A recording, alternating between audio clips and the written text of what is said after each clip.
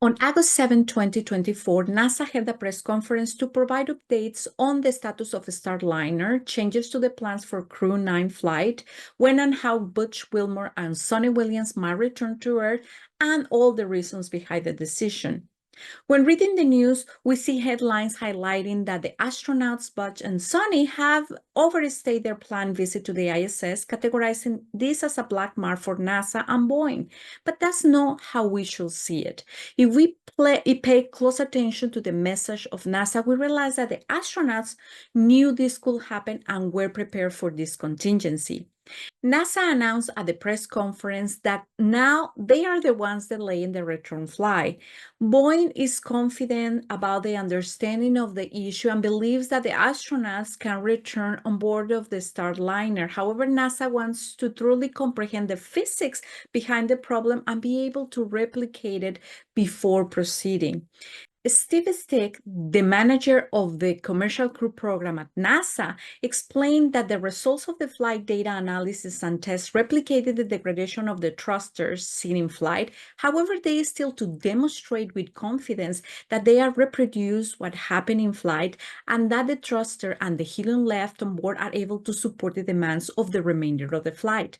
If NASA and Boeing teams can answer all these questions within the next week, they might be able to return the two astronauts in the Starliner. While all this is happening, NASA is also considering all possible options, including bringing the Starliner back to Earth without a crew, so Boeing can fix the problem.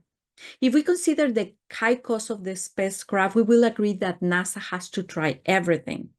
Also, Ken Bowersox, the Associate Administrator for the Space Operation Missions Directorate, clearly pointed out that NASA needs to have the capability to transport all astronauts from the ISS without relying on Soyuz, especially after the scare we had with the coolant leak in 2023 that could have led to unsafe temperatures during re-entry. Of course, the extended investigation already delayed the launch of Crew 9 to the ISS until September 24. However, the decision helped offset another concern NASA had with Crew 9, a SpaceX first stage booster, which after arriving to Florida, they found had moisture in the LOX tank, so they had to dry it and change some components. Although NASA likes to use new first stage boosters, in this case, they requested SpaceX to use this first stage in the next Starlink flight to shake down any possible issues. If NASA concludes that the astronauts should not return in the Starliner, then first Boeing has to change their mission data loads or commands that execute autonomously from the crew to uncrew configuration, verify them, and upload them to the Starliner. After Starliner departure from the ISS, then the port that the Dragon capsule needs will open and the Crew 9 can fly.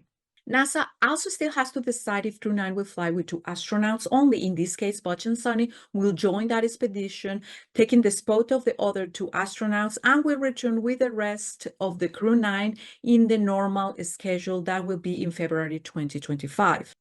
SpaceX will also have time to prepare the Dragon with special seats to support the two new crew members because the Dragon doesn't have the special seat configured for them.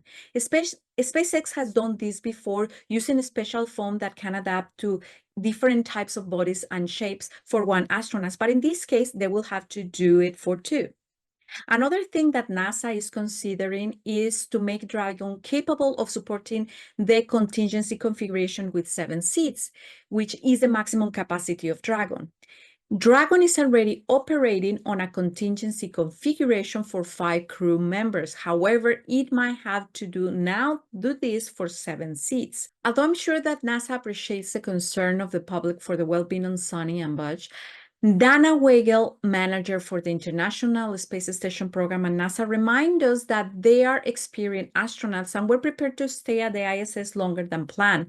NASA also was prepared and had already sent their EVA suits and supply before the Starliner test. And also, since their arrival to the space station, Suni and Butch had been busy working on experiments and maintenance on board, just like any other astronaut. So whatever the decision, we should be confident that NASA has planned for all the possible paths forward. After the Crew 9 launch, NASA expects to return to the planned launch schedule. In the meantime, we hope the Starliner returns safely home and Boeing can fix the capsule and conduct rigorous testing to enable to go back in flight successfully. If you like the information in this channel, please don't forget to subscribe.